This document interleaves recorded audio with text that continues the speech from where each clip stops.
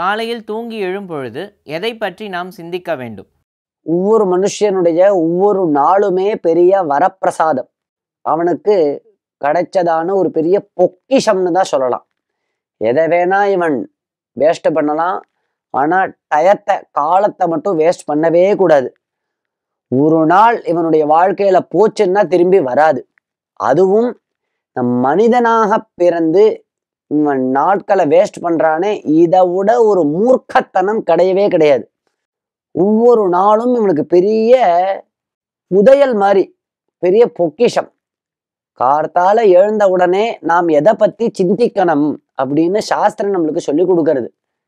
நம்மளுடைய பெரியோர்கள்லாம் நம்மளுக்கு சொல்லி கொடுத்துருக்கா. என்ன சொல்றதுன்னா, உச்சா யோத்தாய போத்தவ்யம் கிமத்திய சுகிருத்தம் கிருத்தம்.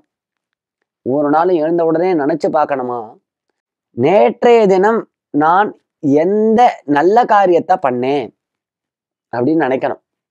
நேத்திக்கு நான் என்ன பண்ணேன்? ஏதாவது நல்ல காரியம் பண்ணேனா? ஏதாவது கோவிலுக்கு போனேனா? நல்ல வார்த்தைகள் பேசினேனா?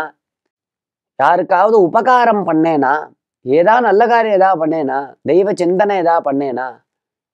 இல்லை நான் சம்பாதிக்கிறது, நான் சாப்பிட்றது, நான் சுகமா இருக்கிறது, ஏதோ கேளிக்கையில ஈடுபடுறது, இப்படி என்னுடைய நேற்றைய தினத்தை முழுவதும் எந்த நல்ல காரியமும் பண்ணாமல் செலவழித்து விட்டேனா அப்படின்னு சிந்திக்கணுமா. ஒவ்வொரு நாளும் ஒவ்வொரு மனுஷனும் கிமத்திய சுகிருத்தம் கிருத்தம். எழுந்து படுக்கையில உட்கார்ந்த உடனே படுக்கையில உட்கார்ந்துட்டு ஏதாவது சிந்திக்கணுங்கிறார். உத்தா யோத்தாய போத்தவ்யம் கிமத்திய சுகிருத்தம் கிருத்தம். தத்தம் வா, யாருக்காவது ஒருத்தருக்காவது ஒரு ரூபாயாவது நான் தானம் பண்ணேனா? ஓடி ஓடி ஓடி ஓடி ஓடியிட்ட பிச்சையும் இல்லையா? அந்த மாதிரி பிச்சைக்காரனுக்கு ஓடி ஓடி போய் பிச்சை போடணும்னு பாடி வச்சிருக்காளே நமது முன்னோர்கள்லாம்.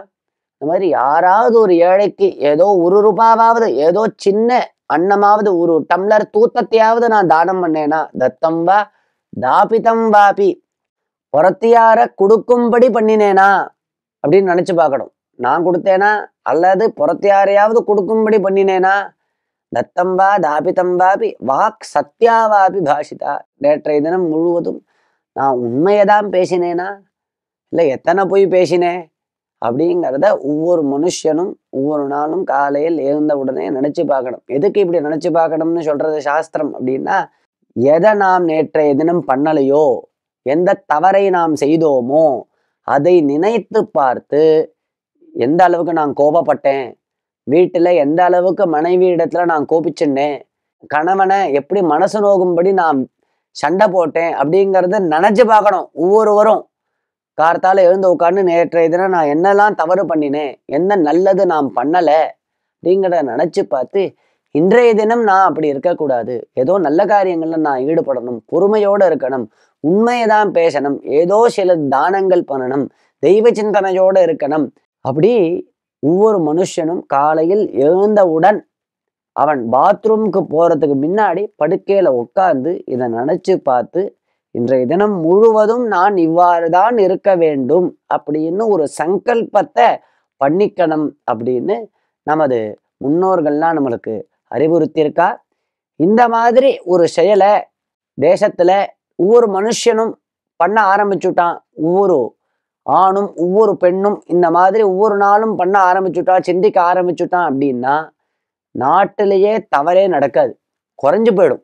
பேப்பரை திறந்தா எங்க பார்த்தாலும் ஒரே தவறுகளா போட்டுட்டே இருக்கா இல்லையா? அதெல்லாம் குறையும், தெஃப்டெல்லாம் குறையும், தவறுகள்லாம் குறையும். எல்லாரும் நல்லவர்களாக இருப்பா, நாடே சுபிக்ஷமாக இருக்கும். ராமராவ்.